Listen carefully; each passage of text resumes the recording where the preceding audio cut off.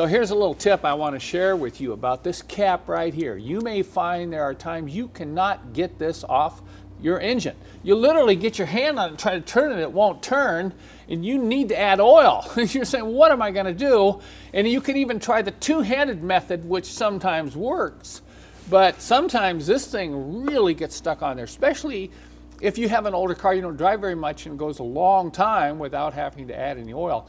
Well, here's what I do first of all to get it off. I put a rag over the cap like this, and you can get a large pair of pliers. You don't need a pair this large, but give it a little turn, loosen it up, and once you get the cap off, first thing you want to do is completely clean the oil off of it.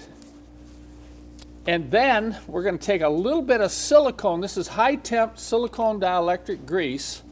You don't want to smear a lot on it. You just need a real thin film.